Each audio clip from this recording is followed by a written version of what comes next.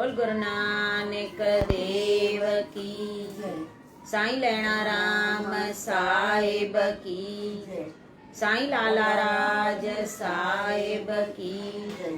पूज्य माता साहिब की जय। पूज्य अम्मा साहिब की जय। परम पूज्य दादी साहिब की जय। सर्व संतन महात्माउनि की जय। गुरुअ जी प्यारी साध संगत सभिनी खे ओम शांति।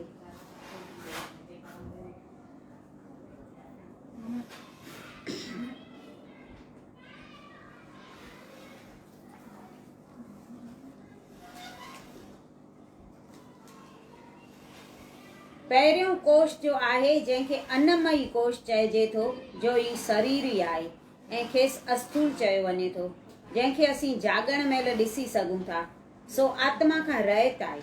छाकाणि जो आत्मा बिना अंगनि जे आहे ऐं अस्थूल शरीर अंगनि वारो आहे, जंहिं जहिड़ा ॿिया बि घणा आहिनि।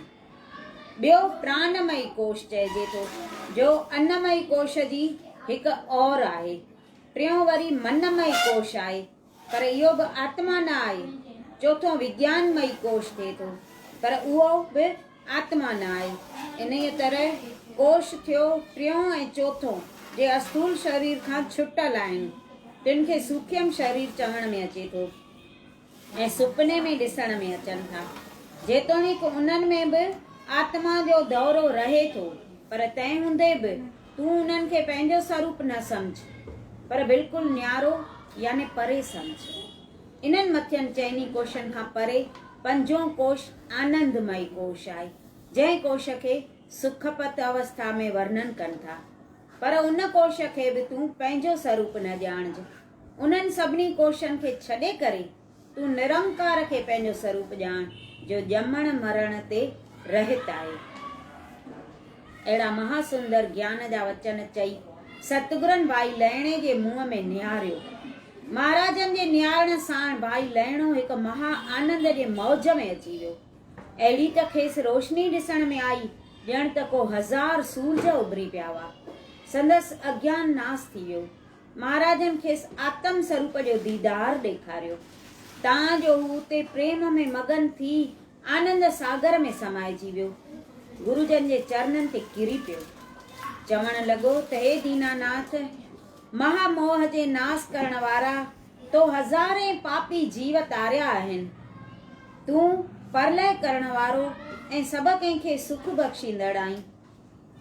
मुंहिंजो तोखे वारंवार नमस्कार आहे। इन तरह भाई लहिणे उस्तति कंदे सतगुरनि जे चरणनि खे चुंबड़ी पियो। सचा पातशाह भाई लहिणे जी उस्तति ॿुधी निहायत प्रसन्न थिया ऐं सिद्धियूं शक्तियूं उन जे अॻियां हाज़िर करे फरमाइण लॻा त तोखे परखियोसीं, हाणे तोखे ज्ञान प्राप्त थियो आहे, तंहिं करे तूं द्वैत भाव दिलि तां कढी छॾ। तोखे सभु शक्ति मिली चुकी आहे, तंहिं करे जेकी वणई सो कर। हाणे रुगो तुंहिंजी देर आहे। भाई लहिणा, असीं तोखे पंहिंजो मतो सम्झाए था छॾियूं, इन लाइ जो इन खां पोइ कलयुग निहायत करड़ो ईंदो, जंहिंमें माण्हू बिल्कुलु पापी पैदा थींदा, सत धर्म जी हानि थींदी। तंहिं करे तूं इहो मंत्र दिलि ते यादि रखिज त मां ब्रह्म आहियां, जंहिंजे ई करे अति आनंद थिए थो। सत्संग करण में पिणु पंहिंजो पाण न ॼाणाइजे, 8 ई पैर सतगुरु शेवा में गुज़ारिजे। पाण खे सभिनी खां घटि सम्झिजे, अहंकार न कजे। कलयुग जे समय में सवाइ भक्ति ज्ञान जे मुक्तिअ जो ॿियो को बि उपाउ कोन्हे। तंहिं करे कॾहिं को जीव मुक्ति चाहे त उनखे सत्संग करणु घुरिजे ऐं उते भाव रखी वचन ॿुधी मन सां हंडाइण घुरिजनि। काम, क्रोध ऐं लोभ आदिक लाइ सत्संग हिकु तिखो कुहाड़ो आहे, अज्ञान रूपी अंधेरे लाइ सूरज समान आहे ऐं जीव खे जे विषयूं हलाक थियूं कनि, तिन जे तपत वास्ते सत्संग छांव समान आहे। सत्संग समुंड जे मिसल आहे, जंहिंमें कई सिपूं आहिनि, जिन में हज़ारे मोती माणका आहिनि। तहिड़ीअ तरह सत्संग सागर में वरी सत, संतोख, दया, खिम्या, शांति, सुख, धीरज, ज्ञान, वैराग, विचार, भाव भक्ति, मोक्ष द्वार, इहे सभई आनंद ॾींदड़ पदार्थ प्राप्त थियनि था। से कॾहिं बि खुटजण जा न आहिनि। सत्संग सभिनी साधननि जो मूल आहे। इन्हीअ जे मिलण करे सभु हासिल थिए थो। जिन जिन सत्संग कयो आहे तिन जा सभु विकार दूर थिया आहिनि। हे सॼण भाई लहणा, तंहिं करे तूं बि सत्संग जी रीत हलाइज। तुंहिंजे अहिड़ीअ रहणीअ करे अनेक जीवन जा कल्याण थींदा। जग रखपाल इन्हीअ रीत भाई लहणे खे ज्ञान ॾिनो, जंहिंखे ॿुधी करे भाई लहणो निहायत प्रसन्न थियो ऐं सतगुरनि जी शेवा ॾींहों पोइ घणी करण लॻो। सतगुरनि जो बि ॾींहों ॾींहुं मथिस प्यार वधंदो वियो। तां जो महाराजनि मंझिसि पातशाही हलाइण जा लक्षण ॾिठा, इहे लक्षण भाई लहणे में ॾिसण करे सतगुरु बिल्कुलु प्रसन्न थिया ऐं हेॾां वरी सिखनि में अची फूट जाॻियो त शायदि गुरु बाबा पातशाही बि भाई लहणे खे ॾींदा। छाकाणि जो जंहिं वक़्तु सतगुरनि सिखनि जी परीक्षा ते वरिती तंहिं महिल बि भाई लहणो ई हो जो सतगुरनि साण हामी थियो वेठो हो। हिकिड़े ॾींहुं राति जे वक़्तु जॾहिं सभु जीव निंद्रा में सुम्हिया पिया हुआ, तंहिं वक़्तु सतगुरनि भाई लहणे खे आज्ञा कई त दरिया तां वञी इहा चादर धोई सुकाए खणी अच। लहणो हुकुम पाईंदे चादर खणी दरिया ते रवानो थी वियो। चादर धोई भाई लहणो सुकाइण लाइ तरसियो। एतिरे में संध्या काल जे वक़्तु हिकदमि सूरज भॻवानु निकिरी निर्वार थियो, जंहिं ते भाई लहणे खे निहायत अचरज लॻो। भाई लहणो चादर सुकाए खणी आयो ऐं महाराजनि जे अॻियां रखी सीस निवायो।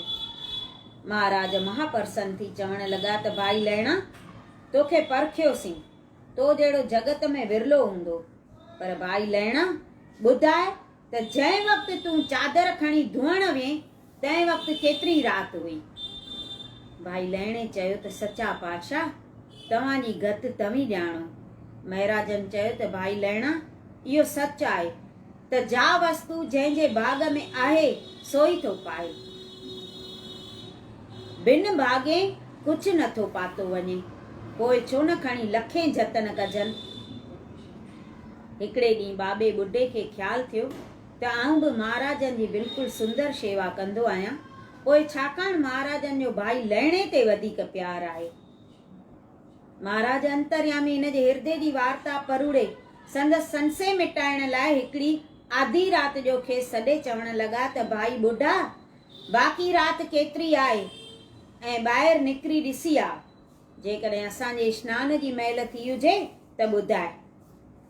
भाई ॿुढो ॿाहिरि वञी वरी मोटी अची महाराजनि खे चवण लॻो त स्वामी, अञा अधु राति आहे। महाराजनि चयसि, ईअं कोन हूंदो, बाक़ी पहर खनि राति हूंदी, वरी बि चङीअ तरह ॾिसी अच। बाबे ॿुढे वरी बि ॾिसी मोटी अची महाराजनि खे चयो त अञा अधु राति आहे। तंहिं ते महाराजनि चयसि त तो बराबरि जाचे न ॾिठो आहे, ज़रूरु बाक़ी पहर राति हूंदी। बाबो ॿुढो वरी बि ॿाहिरि निकिरी आसमान ॾे निहारे मोटी अची चवण लॻो त स्वामी, बराबरि पूरी अधु राति आहे। अहिड़ीअ तरह बाबे ॿुढे 3 दफ़ा महाराजनि जे वचननि खे मोटायो ऐं महाराजनि जे इरादे खे सम्झी न सघियो। महाराजनि तंहिं ते भाई लहणे खे सॾु करे चयो त भाई लहणा, ॿाहिरां ॾिसी अच त बाक़ी राति केतिरी आहे। भाई लहणे अहिड़ा वचन महाराजनि जा ॿुधी हिकदमि ॿाहिरि अची तारनि खे ॾिसी महाराजनि खे अची चयाईं त स्वामी, हींअर अधु राति जो समय आहे। तंहिं ते महाराजनि चयो त वरी बि जाचे चङीअ तरह सां ॾिसी अच, असीं सम्झूं था त बाक़ी हिकु पहर राति रही आहे। भाई लहणो वरी बि ॿाहिरि आयो ऐं चङीअ पर ॾिठाई त तहक़ीक़ आधी राति आहे, पर दिलि में ख़्यालु कयईं त महाराजनि जे अंत खे पातो नथो वञे ऐं न मालूम दिलि में कहिड़ो ख़्यालु हुजेनि। इहो वीचारे अची महाराजनि खे अर्ज़ु कयईं त हे दीनानाथ, सचपच बाक़ी राति पहर खनि आहे। मां ॾाढो भुलियल माण्हू आहियां जो हिक जो ॿियो ॿुधायो अथमि। तव्हीं सर्व कला जा ज्ञाता आहियो। जेतिरी राति गुज़ारी अथव ओतिरी गुज़री आहे, जेका बाक़ी बचाई अथव सा बची पई आहे। हे दयालु, मूं जेका खता कई आहे सा तव्हां खां बख़्श करायां थो। ईअं चई महाराजनि जे चरणनि ते किरी पियो। महाराज न्यायत प्रसन्न थिया ऐं भाई लहिणे जी पुठी ठपे चवण लॻा त सच्चा सोन तुंहिंजी जय आहे। असां तोखे आजमाइश रूपी कसवटीअ ते कई दफ़ा ॾिठो आहे, पर तूं सभिनी सोननि में कंचन आहीं, तूं सभिनी सिखनि में शिरोमणी थींदे। महाराज भाई लहिणे खे वक़्त वक़्त जी आजमाइश में फत्याब ॾिसी बिल्कुलु राज़ी थिया ऐं दिल ई दिल में ख़्यालु कयऊं त तख़्त भाई लहिणे खे ॾिबो ऐं पंहिंजे वस पलटाइण जो दिल में पको इरादो कयऊं। सतगुरु निमाणनि जा माण दासनि जे मोह माया खे टोड़ण वारा, रोग शोक खां छुटल, सदाई अकाल पूरन पुरुषोत्तम परमेश्वर, जिन जी न का जात न का पात, न माउ न पीउ न भाउ न बिराई, जिनखे सदीवी बेअंत कोठिजे थो, अहिड़ा सच्चा महाराज करता धरता नानक अवतार धारे करे जीवन जे सुख कल्याण करण वास्ते हिन पृथ्वीअ ते आया हुआ, जिन जी माया समूह जड़ ऐं चेतन जोड़िया आहिनि ऐं जंहिं वरी स्त्री पुरुष जूं निशानियूं बणायूं आहिनि ऐं जो ज्योति स्वरूप अनूप महाराजाउनि जो महाराजा ऐं धनवाननि में धनाढ आहे, जो आदि पुरातन हिन ॿुधी वाणीअ खां परे आहे, जंहिंजो पीर फ़कीर ऋषि मुनि ध्यानु धरनि था। अहिड़नि सचनि महाराजनि मन में ई ख़्यालु कयो त असीं पंहिंजी देह भाई लहिणे में समाए छॾियूं। अहिड़े ख़्याल जे करण वारो महाराज नानक देव सभ में व्यापक ऐं हाज़िरा हज़ूर सॼी सृष्टिअ जे पालण वारो, जंहिंजे जाप जपण करे टई ताप पाप कल्पनाऊं नास थी वञनि थियूं। अहिड़े सचे वाहिगुरूअ श्री गुरु नानक देव साहिब अहिड़ो इरादो करे हिकिड़े ॾींहुं प्रभात समय रावीअ ते सनानु करण लाइ विया। भाई लहिणो जो संदन अमूल विकाणल सिख पूरन प्रेमी, जंहिंखे फ़क़ति महाराजनि जे चरणनि जी प्यास रहंदी हुई, सो पिणु साणुनि गॾु हो। नंदीअ जे किनारे ते पहुची करे महाराजनि कपिड़ा लाथा ऐं नंदीअ में घिरी करे तप करण लॻी विया। भाई लहिणो बि नंदीअ मां सनानु करे किनारे ते वेही तप करण लॻो ऐं प्राण दसम द्वारे चाढ़े छॾियईं ऐं महाराजनि जो ई ध्यानु धारे मगन थी वियो, ताकि भाई लहिणे खे देह जी बि ख़बर न रही। महाराजनि में हिक टिक ध्यानु लॻाए अंदर में आनंद खे पाए नेचल आसन पाए ध्यान रस में समाइजी वियो। जगतारक महाराज प्रेम जे डोरीअ में ॿधल पंहिंजो तप करण छॾे पंहिंजे दास वटि आया, पर भाई लहिणे खे उन वक़्तु का बि ख़बर न हुई। हू पंहिंजे ई धुन में हो ऐं महाराजनि खे हृदय में समाए वेठो हो। महाराजनि भाई लहिणे खे अहिड़ीअ ख़बर न हुअण करे मंझांसि पंहिंजो स्वरूप खींचे वरितो। महाराजनि जे स्वरूप निकिरण ते भाई लहिणे जूं अखियूं खुली पयूं ऐं छिरक मारे जागी पियो। वरी जो ॾिठाई महाराजनि खे साम्हूं, सो हिकदमि संदन चरणनि ते किरी पियो। महाराज खेसि साण वठी धर्मशाला में आया। सभिनी सिखनि जा सिरमौर श्री गुरु नानक देव जन धर्मशाला में पहुची भाई लहिणे खे विहारे सॼी सिख संगत खे पाण वटि घुरायो। जॾहिं सभु अची चुका तॾहिं साहिबनि भाई लहिणे जे हथ में 5 पैसा ऐं हिकु नारेल हथ में ॾिनो ऐं गादीअ ते अस्थापन कयाऊंसि ऐं उपदेश कयाऊंसि त हे अंगद, आईंदह तूं सतनाम जो सिमरन कराईंदो रहिज ऐं सभु कंहिं हंधि भक्तीअ जो नमूनो हलाइज। एतिरा वचन चई करे श्री गुरु नानक देव महाराजन पंहिंजी जोत श्री अंगद देव साहिब जन में ॾिनी। जहिड़ीअ तरह गंगा जा तरंग झटपट बदिलजी वरी बि पाणी थी वेंदा आहिनि, तहिड़ीअ तरह अंगद साहिब जिन जी पेशानी बि ईअं ॿरण लॻी जीअं को मशाल ॿरंदी आहे। सतगुरु नानक देव जन पंहिंजी कारोबार जी गादी अंगद साहिब जन खे ॾिनी। तंहिंखां पोइ सभिनी सिखनि खे आज्ञा ॾिनी त जेके सिख असांखे मञींदड़ आहिनि तिन सभिनी खे हाणे गुरु अंगद साहिब जन खे मञणु घुरिजे। महाराजनि जा एतिरा वचन ॿुधी बाबे बुढे खां आदि वठी ॿियनि सभिनी उथी करे अंगद देव साहिब जन खे मथो टेकियो।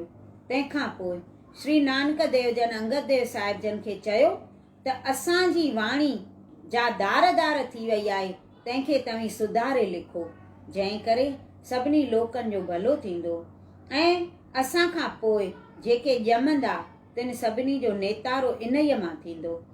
जहाज जे चढ़ण करे समुंड पार लंघे वञिबो आहे, तहिड़ीअ तरह इन बाणीअ जे पढ़ण सां संसार सागर तरी पार पवंदा। अहिड़ो अमोलक हुकुम पाए श्री गुरु अंगद साहिब महाराजनि जे चरणनि ते मथो टेके संदन वाणीअ जे लिखण जो आरंभ कयो ऐं पहिरियूं पोड़ियूं कठियूं करे महाराजनि खे ॾेखारियूं। महाराजनि पोड़ियूं जाचे मथिस नालो रखियो जप साहिब ऐं जप साहिब जे पढ़ण जी विधि ऐं महिमा महाराजनि पंहिंजे मुखारविंद मां हिन रीति कई त जंहिं पुरुष खे सिखी धर्म जी इच्छा हुजे उनखे सुबुह जो सवेर उथी स्नान करे साफ़ मुराद सां खड़ो तड़ो वेही हिकु मनो थी जप साहिब पढ़ी ऐं उन जो अर्थ पंहिंजे मन अंदरि वीचारे त बिना डप मोख पद खे पाईंदो ऐं जंहिंखे बि हिन बाणीअ पढ़ण जो प्रेम थींदो ऐं पढ़ंदो सो ज़रूरु मुक्ति पाईंदो ऐं जेको हिन बाणीअ खे कामना रखी पढ़ंदो तंहिंजी उहा मनशा पूरन थींदी ऐं जेको मनुष्य ख्वाए स्त्री नितनेम सां जप साहिब जो जाप कंदो तंहिं ते कंहिं बि जिन भूत जो जंतर मंतर कोन हली सघंदो ऐं कंहिं बि क़िस्म जो शत्रु नास थी वेंदो। जो बि जीव पाण खे मनुष्य सम्झे थो तंहिंखे ज़रूरु जप साहिब जो पाठ करणु घुरिजे, न त संदसि उमिरि व्यर्थ आहे। सिखनि लाइ जप साहिब गुरमंतर आहे, हिन ख्वाए हुन लोक में संदन लाइ सुखदाई आहे। जगतारक वेदी कुल सतगुरु नानक देव जन केतिरनि ॾींहंनि खां पोइ श्री गुरु अंगद साहिब जिन खे फरमायो त तव्हीं पंहिंजो डेरो खंडूर में वञी कयो ऐं हिते न रहो, असांजो बि हाणे वक़्तु भरिजी आयो आहे, तव्हांखे हिते न रहण वास्ते पिणु हुकुम अची वियो आहे। असांखे बि हाणे चोलो छॾिणो आहे, थोरो ई वक़्तु रहणो आहे। तंहिं ते श्री गुरु अंगद साहिब हथ ॿधी वेनती कई त सचा पिता असांखे तव्हां साहिबनि जी आज्ञा अखियुनि ते आहे, पर तॾहिं बि एतिरो मूंखे ॿुधाए छॾियो ऐं आज्ञा ॾेई छॾियो त जॾहिं शरीर जे त्यागण जो समो अचे तॾहिं मां हिते अची करे दर्शन करियां या न। महाराजनि जवाबु ॾिनो त तव्हीं न अचिजो, असीं पाण तव्हां वटि उते ईंदासीं। महाराजनि जी आज्ञा ॿुधी गुरु अंगद साहिब जिन उन महिल वञण जी तयारी कई। जेतोणीकि महाराजनि जो आखाड़ो खेनि छॾियो न थियो, पर संदन प्रतिज्ञा हूंदी हुई त महाराजनि जे चवण जो कॾहिं बि उल्लंघन कोन करणो आहे। तंहिं करे चुपचाप महाराजनि जे चरणनि ते मथो टेके पंहिंजे मन खे उते ई महाराजनि वटि छॾे पाण पंहिंजो तन साण करे खंडूर रवाना थिया। चयनिसि नी अंगद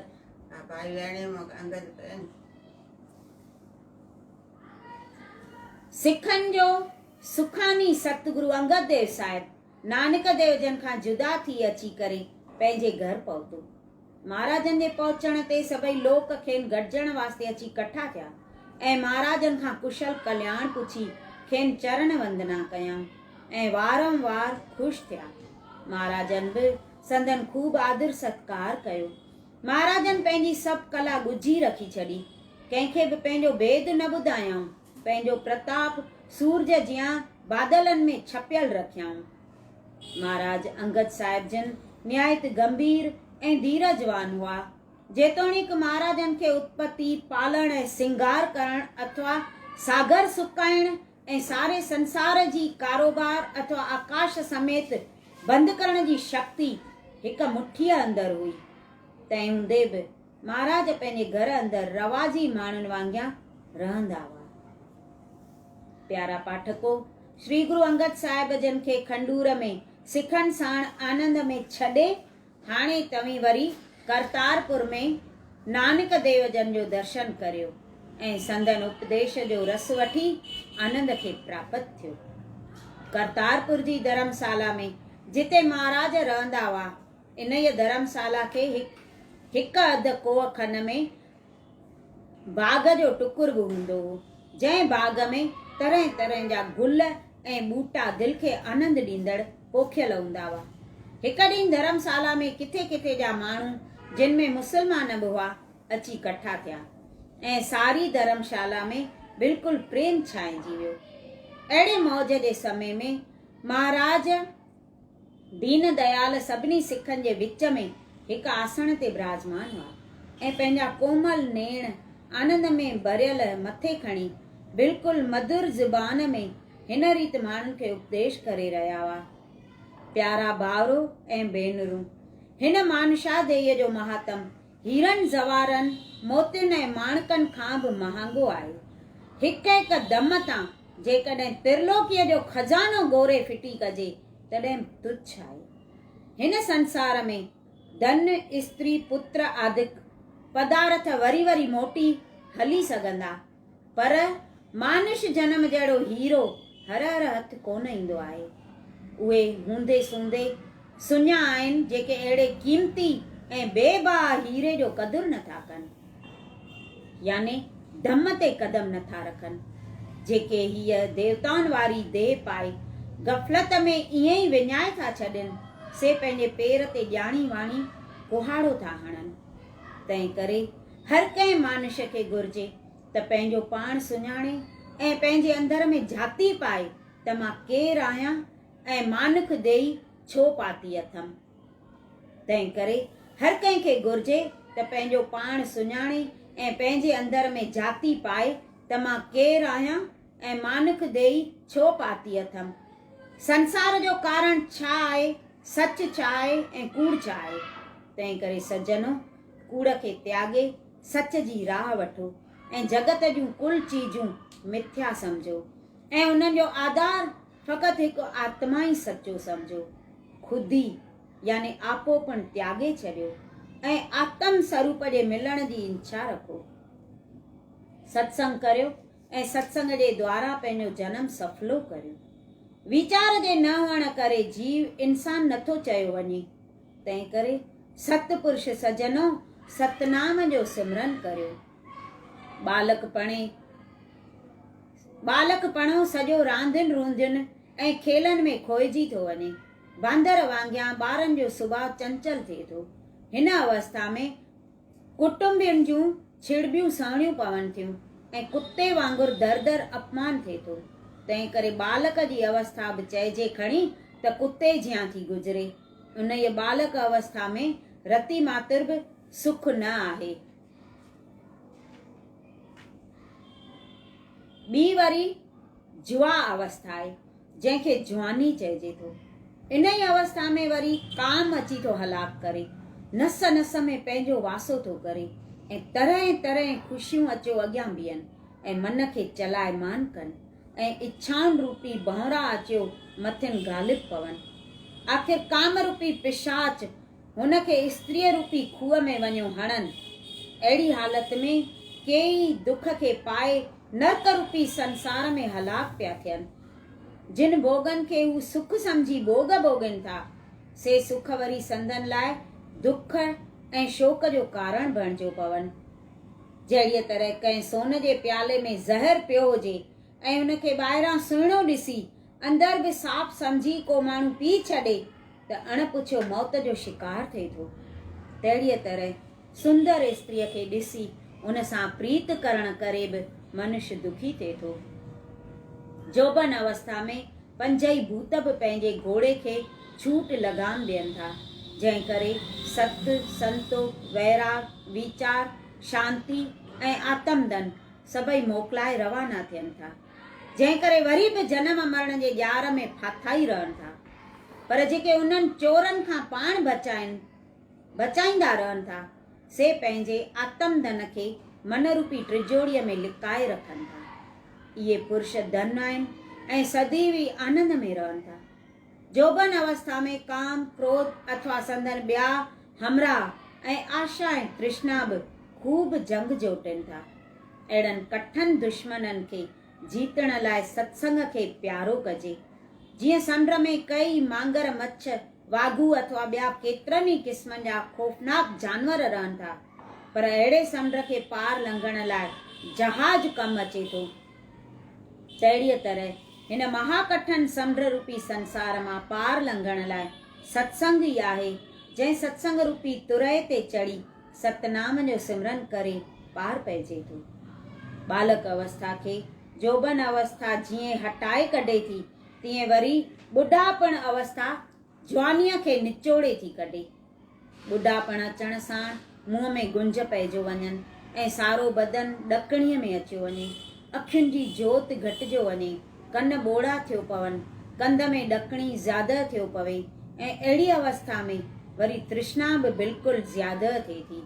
ऐं जीअं जंगनि में वणनि खे उॾई खाई चट करे छॾींदी आहे ऐं वण ॿाहिरां साफ़ पियो ॾिसबो आहे, पर ज़ोर ॾियण ते जहिड़ी अटे जहिड़ी पीस पई नज़र ईंदी आहे, तीअं ॿुढापण में बि रत सत बदन जो सुकी वेंदो आहे ऐं ॿाहिरां ई खल पई मालूम ईंदी आहे ऐं धिके ॾियण ते वञी केतिरो पंधु परे किरबो आहे।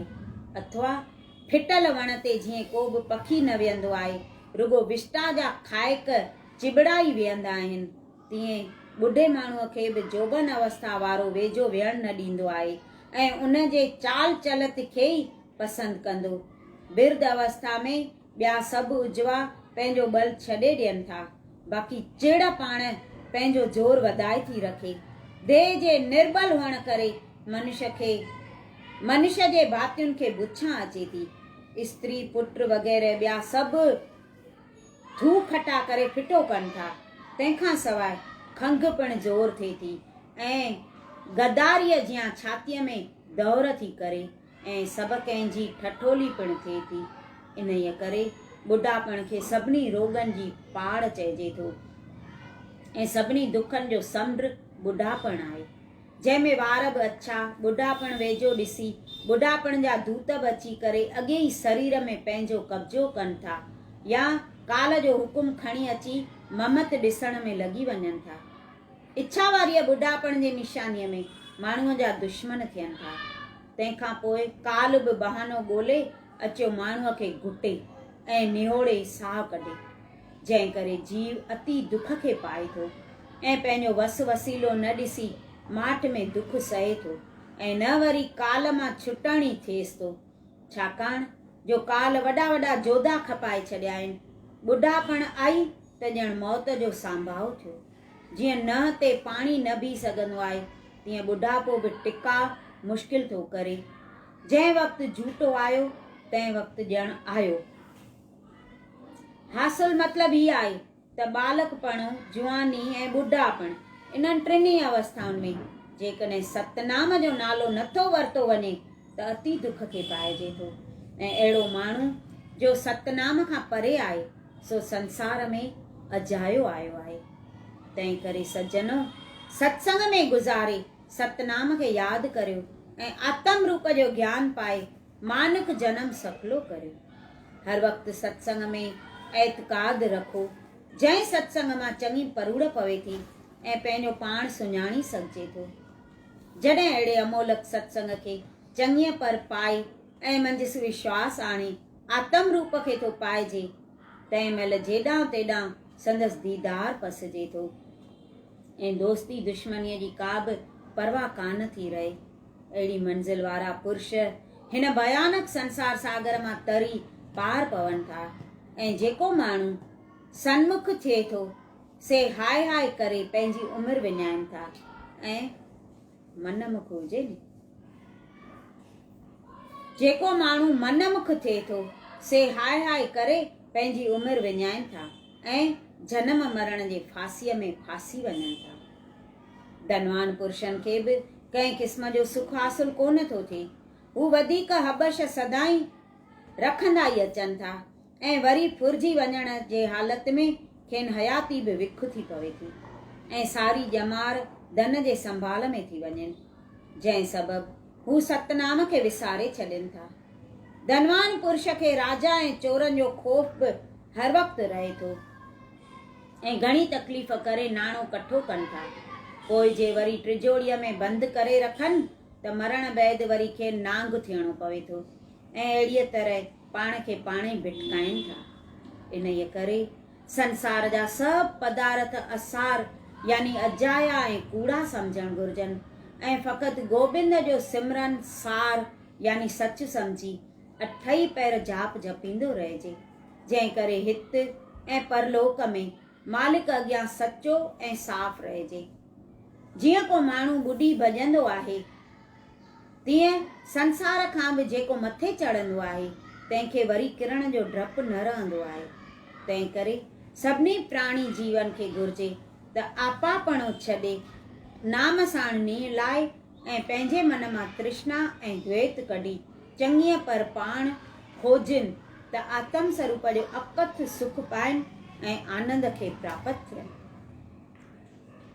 हिन फानी संसार में जे कोई जीव कुटुंब जे मोहजार में फासी वियो आहे से बेअकुल संसे में समझो, छाकाणि जो हू पंहिंजनि भातियुनि खे यानी पुटनि धीउनि स्त्री माता पिता अथवा ॿिया बि घर जा जीव तिन खे वीचार खां सवाइ पंहिंजो भलो चाहींदड़ सम्झनि था। उहे जीव अहिड़ो ख़्यालु नथा कनि त असीं हर वक़्तु ॼमंदा ऐं मरंदा पिया अचूं ऐं हिन खां अॻे बि असांखे कुटुंब हो, अनेक माताऊं पीअर ऐं पुट धीअर कंदा पिया आया आहियूं ऐं आख़िर में हर कोई जुदा थी वियो आहे। तंहिं करे सज्जनो, हिन संसार में संभाले हलो। हीउ संसार बि ॿेड़ीअ जे पूर वांगुरु आहे जंहिंमें संबंधियुनि साण अचियो मेल थिए थो। तंहिं करे सभिनी खां निर्मोह रहणु घुरिजे, छाकाणि जो अंत में कोई बि वेझो नथो अचे। तंहिं करे मित्रो, तव्हीं सतनाम खे मिठो करियो, जंहिं करे तव्हांजे जन्म जन्म जा पाप नाश थियनि ऐं आनंद खे पायो। केॾो खोले खोले सम्झाइनि था। सतगुरुनि जे अहिड़े अमोलक उपदेश खे ॿुधी केतिरा ई सिख निर्मोह थी पिया ऐं संसार जा वाक्य अहिड़ा त दिलि ते चुभी वियनि जो हू संसार जा रस छॾे करतार रस खे ढूंढण लॻा, जंहिं करे हुननि खे तमामु घणो आनंद प्राप्त थियो। हिकिड़े ॾींहुं सुबुह जे वक़्तु सतगुरु नानक देव जन हिकिड़े वण जे हेठां वेही खाई रहिया हुआ त परियां के मेंहियूं ऐं घोड़ियूं नज़र आयनि, जिन खे बुख ॾाढो परेशान कयो, जंहिं सबबु हू बेज़बान जीव पे सहकिया। सतगुरनि रहम जे भंडार हिननि खे अहिड़े हाल में ॾिसी कमलादास नाले टहले खे सॾाए हुकुम कयो त खेतीअ मां वञी गाह खणी अच। साहिबनि जी आज्ञा पाए कमलादास खेतीअ ॾांहुं वियो। रस्ते में वेंदे ब्रह्मा शिव ऐं इंद्र टई ज्योति रूप धारे उते अची प्रगट थिया ऐं टहले जो नालो वठी पाण वटि सॾियाऊं ऐं कमलादास खे चयऊं त असांजो हिकिड़ो कमु तूं कर, जो हीअ बबूती असीं तोखे ॾियूं था सा खणी वञी गुरु नानक साहिब खे ॾेखार ऐं जेको जवाबु ॾियई सो मोटी अची असांखे ॿुधाए। जल्दी वञ, देर न कर। कमलादास चयनि त पहिरियां ई मां गाह करे पोइ तव्हांजी बबूती खणी वेंदुसि। कमलादास जो अहिड़ो जवाबु ॿुधी राजा इंद्र हिकिड़ी मुठ भरे वॾी शाही गाह जी भरे करे कमलादास जे मथे ते रखी। हू उहा भरी खणी पुठ ते मोटियो ऐं दिली दिलि में इहे ख़्याल पे कयई त ही महा तेजवान ख़बर न आहे त केरु आहिनि। इहे ख़्याल कंदे अची साहिबनि वटि पहुतो। साहिबनि पुछियुसि त भाई कमला, तूं गाह झटपट करे आहीं, कंहिंखां रस्ते ते वेंदे फुरे त कोन आयो आहीं या कंहिंजी चोरी त कान करे आयो आहीं?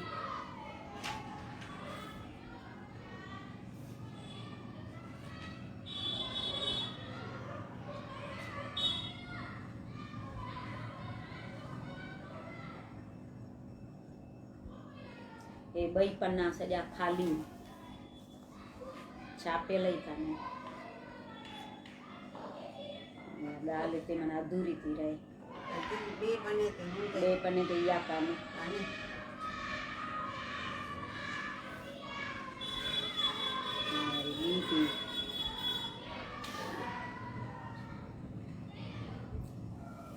हाणे ब्रह्मा विष्णु जेके ब्रह्मा शिव ऐं इंद्र आया हुअसि न, हाणे उन्हनि जो थो निकिरे।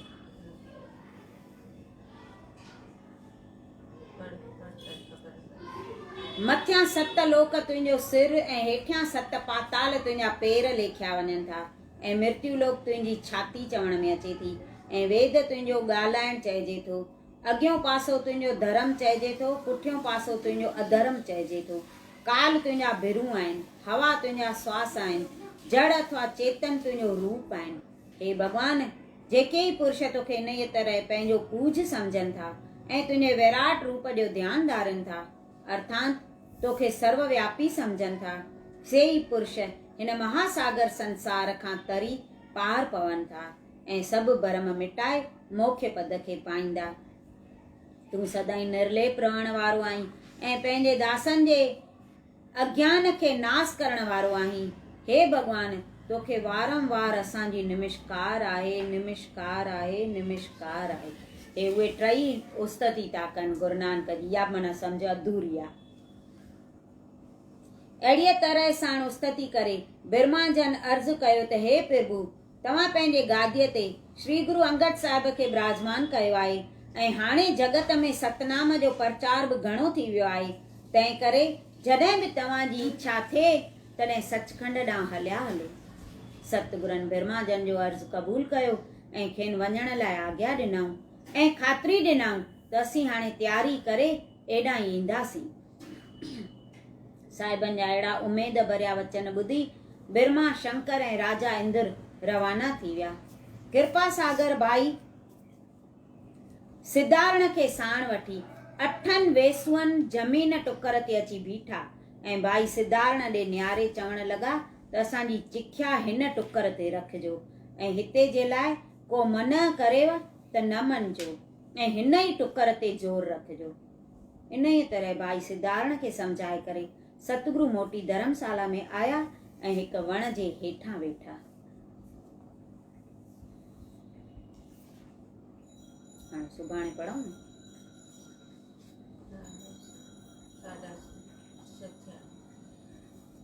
बोलो सतगुरु देव भगवान की जय। कथा पूरी थी त वेही रहनि मोबाइल लाइ चोलो छॾींदा हाणे। बाबू भेण संग त चङो पोइ कयो अथनि। हा, पर गादी झटि ॾिनी अथनि। पंजो भॻवान शेवा हा त बसि गाॾी त ॾींदा ई ईअं न। त गुरु अंगद देव त हाणे आया न, झटि ॾिनी अथनि ईअं। बोलो कारकत भगवान की जय। अध्याय 21 एकादशी विर्त जी महिमा। महर्षि नारद चवण लॻो त हे राजा पिरथु, हिक दफ़े श्री सूत जी महाराजा सोनक आदिकनि खे चवण लॻो त सभिनी कामनाउनि जे ॾियण वारो ऐं पापनि खे पाड़ू पटण वारो विर्त मां तव्हांखे ॿुधायां थो, कृपा करे सावधान थी ॿुधो। ही विर्त धर्म अर्थ कर्म मोक्ष जो दाता, धर्म राजा जे भव खां छॾाइण वारो, संसार रूपी सागर खां तारण लाइ जहाज मिसल आहे। सभई रिद्धियूं सिद्धियूं नवनिधियूं हिन विर्त जे अॻियां अची पंहिंजो सिर झुकाइनि थियूं। जेको फल गंगा काशी नेमशारण ऐं पुष्कर जे तीर्थ यात्रा करण सां नथो मिले, हज़ारनि वरियनि ताईं तपस्या करण करे नथो मिले, हज़ारनि अश्वमेध यज्ञनि करण करे नथो प्राप्त थिए, उहो फल ग्यारस जे विर्त रखण सां हिकदमि प्राप्त थींदो आहे। जेके मनुष्य अहिड़ो फलदायक विर्त नथा रखनि, उहे पाप रूपी गप में गपी संसार रूपी समुंड में हमेशह गोता खाईंदा था रहनि। एकादशीअ जो विर्त 10 इंद्रियुनि यारे मन जे कयल पापनि खे नाश करे सुर्ग ॾे वठी वञे थो। तंहिं करे एकादशीअ ॾींहुं 10 इंद्रियूं यारो मन वस में रखी फ़क़ति हिकु वक़्तु भोजन कजे। अॻे ऋषि मुनि नौमीअ ॾींहुं हिकु वक़्तु भोजन करे, 10मीअ ॾींहुं फल आहार करे, 11 ॾींहुं हिकु वक़्तु भोजन कंदा हुआ। राति जो खीर पी सॼी राति भॻवान जे भक्तीअ में गुज़ारींदा हुआ। विर्त रखण वारे खे घुर्जे त प्रातः काल जो उथी ॾंदण पाणी सनानु करे, संध्या गायत्रीअ जो पाठ करे, विष्णु भॻवान जो पूजन करे, तिलक चाढ़े, तुलसीअ जी माला गले में पाए, अगरबत्ती या ॿी का सुगंधित वस्तु जलाए, राति जो जागृतो करे, सॼो ॾींहुं मन खे एकाग्र रखी कथा वार्ता में वक़्तु काटे, धर्महीन, पाखंडी, चोरनि, कुपात्रनि, नास्तिकनि, निंदकनि ऐं नीचनि जो भुली बि संग न करे। अहिड़ो शूरवीर, तेजवान, बलबीर जवारो, पराक्रमी, गंभीर, सत्यवादी ऐं महागुणवान ॿारस ॾींहुं प्रातः काल जो उथी नितनेम करण खां पोइ स्नान करे विष्णुअ जी पूॼा कजे। तंहिंखां पोइ कंहिं वेद पाठी ब्राह्मण खे भोजन खाराए दक्षिणा ॾिजे या कंहिं अतिथीअ खे भोजन कराए सीधो दान करे पोइ विर्त छोड़णु घुरिजे। गंगा जे समान तीर्थ कोन्हे, कारकत समान विर्त कोन्हे, सत्य समान तेज कोन्हे, जस समान धन कोन्हे, शांतीअ समान सुख कोन्हे। इन ई बाबति मां तोखे हिकिड़ी कथा ॿुधायां थो, तूं कन लाइ ॿुध। गालव नाले हिकिड़ो तपदारी महात्मा नर्मदा नदीअ जे किनारे ते रहंदो। उते हुनखे भद्रशील नाले महा तेजवान बालक ॼाओ जो हरि भगत ऐं सत्यवादी हो। भद्रशील खे नंढे हूंदे ई भगवान जे भक्तीअ जा संस्कार हुआ। मिटीअ में ठाकुरनि जूं मूर्तियूं ठाहे उन जी पूॼा कंदो हो ऐं पंहिंजनि हिक जहिड़नि संगतियुनि खे बि विष्णु भगवान जी पूॼा कराईंदो हो। हुननि खे एकादशी आदिक विर्तन जे रखण जो प्रबोध ॾींदो हो।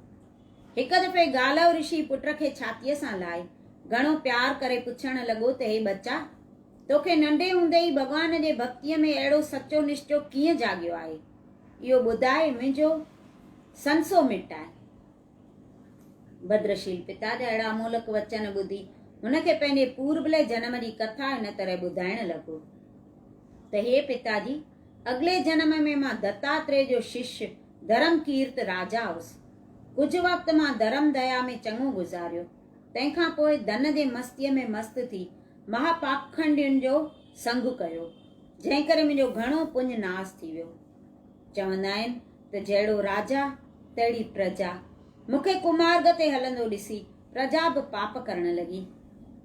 हिकिड़े ॾींहुं घणी सेना पाण सां वठी हरणनि जो शिकार कंदो हिकिड़े महाभयानक घाटे जंगल में निकिरी वियुसि। उञ अची वाट ते ॾाढो हलाक कयो। तंहिं करे पंहिंजे सेना खां विछड़ी रेवती नंदीअ मां जल पीतुमि ऐं स्नान बि कयुमि। उन ॾींहुं एकादशीअ जो विर्त हो। ॿियनि सभिनी साधन उहो विर्त रखियो हो। मां बि उन ॾींहुं निराहार रही सॼी राति जागृतो कयो। बुख जे व्याकुलता करे मुंहिंजा प्राण निकिरी विया ऐं जम जा दूत मूंखे ॿधी यमराज वटि वठी आया। यमराज जी महाभयानक शिकिल ॾिसी मुंहिंजो त लिंग लिंग थड़कण लॻो। तॾहिं यमराज चित्रगुप्त खे चयो त हिन जो खातो कढ। चित्रगुप्त खातो कढी चयो त महाराजा, हिन पंहिंजे सॼीअ उमिरि में बेशुमार पाप कया आहिनि, जंहिंजो अथो मथो ई कोन्हे, पर एकादशीअ ॾींहुं हिन विर्त रखी जागृतो कयो आहे, जंहिं करे हिन जा सभई पाप भस्म थी विया आहिनि। जीअं बाहि में काठियूं जली भस्म थी वेंदियूं आहिनि, तंहिं करे हिनखे वैकुंठ धाम में वठी वञो। हे दूतो, जंहिं मनुष्य सॼी उमिरि में हिकु दफ़ो बि एकादशीअ जो विर्त रखियो हुजे, हुनजे कॾहिं बि वेझो न वञिजो। बाक़ी जेके माता पिता जा द्रोही, गौ ब्राह्मण जा हत्यारा हुजनि, जिन भुली करे बि कॾहिं अहिड़ो पाप नाशिक विर्त न रखियो हुजे, उन्हनि खे बेशक जमलोक में वठी ईंदा करियो। हे पिताजी, हिकु दफ़े ग्यारस जे विर्त रखण करे मां करोड़े कल्प विष्णु लोक में रहियुसि, वरी इंद्र लोक जा सुख भोगिया। हाणे वरी हिन मृत्यु लोक में तव्हांजो पुटु थी आयो आहियां ऐं हिन मानुषा देईअ जो सफल करण लाइ भगवान विष्णुअ जे पूॼा में अची प्रीति रखी हुन जी पूॼा कंदो आयो आहियां। ऐं ॿियनि सभिनी विर्तनि में एकादशीअ जो विर्त उत्तम ॼाणी मां बि रखंदो आहियां ऐं ॿियनि खे बि रखण जो उपदेश कंदो आहियां। जेके सचे निश्चय ऐं प्रेमा भक्तीअ सां ई एकादशीअ जो विर्त रखंदा हूंदा, उन्हनि खे न मालूम केतिरो फल मिलंदो हूंदो, सो मां चई नथो सघां। जेको पढ़ंदो हीअ कथा सचीअ श्रद्धा साण वैकुंठ ॾे वेंदो, उहो पंहिंजो करे कल्याण। पुट जा इहे वचन ॿुधी गालव मुनि प्रसन्न थी चवण लॻो त मुंहिंजो कुल पवित्र यानी मुंहिंजो वंश धन आहे, जो विष्णु भगवान जो सचो भगत मुंहिंजे घर में अची पैदा थियो आहे। हितड़े थो हो त हर को कर्मनि जो खेत खाए, पोखे थो पोख जहिड़ी तहिड़ी पले थो पाए। अख पोख अंब न मिलंदा बेशक को आजमाए, कर्मनि जी कम नसीबी सभ खे रही रुलाए। पद्म पुराण में कारकत महात्म एकादशी विर्त जे महिमा बाबत 21 अध्याय संपूर्ण थियो। बोलो कारकत भगवान की जय।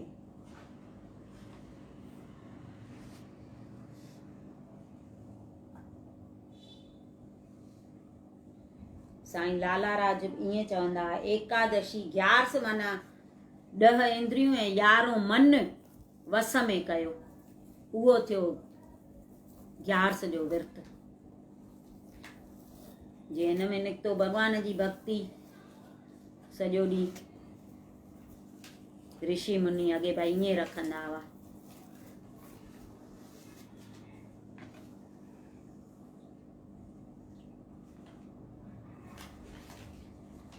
हुआ दाती जन अवतार, हुआ दानी दिलदार, अज दादीअ जो नालो अमर थी वयो, अज दादीअ जो नालो अमर थी वयो। हुआ दादी जन अवतार, हुआ दानी दिलदार, अज दादीअ जो नालो अमर थी वयो, अज दादीअ जो नालो अमर थी वयो। सिंध में सेरीअ में जन्म वताऊं, माता पिता जी गोद भरियाऊं। सिंध में सेरीअ में जन्म वताऊं, माता पिता जी गोद भरियाऊं। थी वयूं खुशियूं चौधार, सभिनी दिल थी बहार, अज दादीअ जो नालो अमर थी वयो, अज दादीअ जो नालो अमर थी वयो। हुआ दादी जन अवतार, हुआ दानी दिलदार, अज दादीअ जो नालो अमर थी वयो, अज दादीअ जो नालो अमर थी वयो। शहर शहर में संगत जोड़ियाऊं, पर उपकार भी ॾाढा कयाऊं। शहर शहर में संगत जोड़ियाऊं, पर उपकार भी ॾाढा कयाऊं। जंहिंजी मिठड़ी हुई गुफ्तार, हुआ निमाणन जा माण, अज दादीअ जो नालो अमर थी वयो, अज दादीअ जो नालो अमर थी वयो। हुआ दादी जन अवतार, हुआ दानी दिलदार, अज दादीअ जो नालो अमर थी वयो, अज दादीअ जो नालो अमर थी वयो। दानी मत जा हुआ वाली, कोन को मोटियो जो आयो सवाली। दानी करामत जा हुआ वाली, कोन को मोटियो जो आयो सवाली। हुआ नाम संदा कुमार, हुआ भक्तिअ जा भंडार, अज दादीअ जो नालो अमर थी वयो, अज दादीअ जो नालो अमर थी वयो। हुआ दादी जन अवतार, हुआ दानी दिलदार, अज दादीअ जो नालो अमर थी वयो, अज दादीअ जो नालो अमर थी वयो। सेवादारनि जी कया कहिड़ी वॾाई, आसीस संतन जी थींदी सदाई शेवादारियुनि जी कयां कहिड़ी वॾाई आसीस संतन जी थींदी सदाई हूंदा सदा बाग बहार हुआ सभु कंहिं सां प्यार अॼु दादीअ जो नालो अमर थी वियो अॼु दादीअ जो नालो अमर थी वियो उहा दादी जन अवतार उहा दानी दिलदार अॼु दादीअ जो नालो अमर थी वियो अॼु दादीअ जो नालो अमर थी वियो दासीअ इहो भॼन बणायो प्रेम मंझां आए पलव पारायो दासीअ इहो भॼन बणायो प्रेम मंझां आए पलव पारायो थींदो जल्दी दी बेड़ो पार सभई मिली कयो जयकार अॼु दादीअ जो नालो अमर थी वियो अॼु दादीअ जो नालो अमर थी वियो हुआ दादी जन अवतार हुआ दानी दिलदार अॼु दादीअ जो नालो अमर थी वियो अॼु दादीअ जो नालो अमर थी वियो।